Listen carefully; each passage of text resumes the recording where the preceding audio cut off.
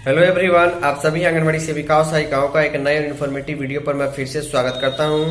बहुत ही अच्छी जानकारी जो है आप सभी आंगनबाड़ी वर्कर्स के संबंध में निकल के सामने आ रही है। आप सभी को अच्छे तरीके से मालूम है कि सरकार की ओर से जो भी योजना, जो भी फंड पास किए जाते हैं, जो भी बजट होता है पोषाहार के संबंध में जागरूकता के लिए, आंगनबाड़ी के पर लाभार्थियों खर्चे के लिए, उसमें आंगनबाड़ी वर्कर्स ने बिहार में काफी महत्वपूर्ण भूमिका निभाई है। अच्छे तरीके से काम करने के चलते जो है इस बार national family health survey report 5 में जो है कुपोषण की दर कम हुई है और जो बौनापन यानी हाइट कम होने का जो इशू है उसमें भी कमी आई हुई है। और सरकार ने यह भी दिखाया है कि पिछले 5 वर्ष के मुकाबले इस बार बजट जो है आंगनबाड़ी के संबंध में, आईसीडीएस के संबंध में ज्यादा दिया गया है। कहीं ना कहीं आंगनबाड़ी वर्कर्स अच्छे तरीके से काम करने का नतीजा है। चलिए इस डिटेल रिपोर्ट को दिखाता हूँ जो बिहार के लिए प्रकाशित की गई है। वीडियो पसंद आएगी वीडियो को लाइक और वीडियो को शेयर कर सकते हैं।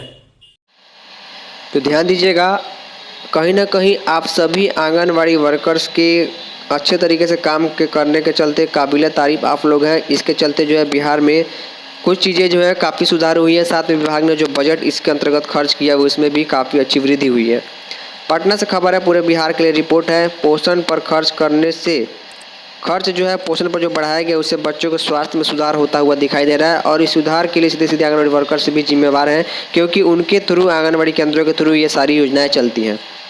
लिखा गया, बिहार में बच्चों व महिलाओं के पोषण पर बजट में समेकित बाल विकास परियोजना यानी आईसीडीएस के तहत 5.9% की दर से वृद्धि हुई है। 2017-18 में पोषण पर 1352 करोड़ रुपए खर्च किए गए थे, जबकि 2022-23 में 1768 करोड़ रुपए खर्च किए गए, यानी लगभग 6% की बजट में वृद्धि हुई है। इसके अच्छे परिणाम सामने आए हुए हैं। पोषण पर खर्च में बढ़ोतरी के साथ ही उनके स्वास्थ्य में सुधार आया हुआ है। राष्ट्रीय पारिवारिक स्वास्थ्य सर्वेक्षण NFHS 5 2019-21 के आंकड़ों के अनुसार बिहार में ठिगनेपन यानी कि उम्र के हिसाब से जितना ऊंचाई उतना हाइट बच्चे का होना चाहिए, उसमें जो है उस बीमारी में कमी आई हुई है। और NFHS 4 में 48.3% के मुकाबले इस बार जो डेटा आया हुआ है उसमें जो है मात्र 42% बच्चे ही जो है वो ठिगनेपन यानी उम्र के हिसाब से कम हाइट वाले पाए गए हैं। सबसे अधिक जो है स्टंटिंग यानी कम हाइट वाले बच्चे जो हैं उम्र के हिसाब से सीतामढ़ी जिले में पाए गए। उसके बाद शेखपुरा वगैरह जिलों का यहाँ पर डिटेल दिया गया है। इसके अलावा लिखा गया है कि राज्य में 5 वर्ष से कम उम्र के हल्के बच्चों को आंकड़े यानी उम्र के हिसाब से वजन कम होना, वो डेटा भी जो इसमें भी सुधार हुआ है और मात्र 41% रह गया जो पहले 44% था। और इस प्रकार यहाँ पर बच्चों के दुबलेपन और कम वजन वगैरह के बारे में भी जो है वो सुधार आया हुआ है। पर्याप्त पोषण इसके संबंध में जरूरी है। आपको मालूम है पोषण कुपोषण की बात होती है तो आंगनबाड़ी वर्कर्स की चर्चा होती है।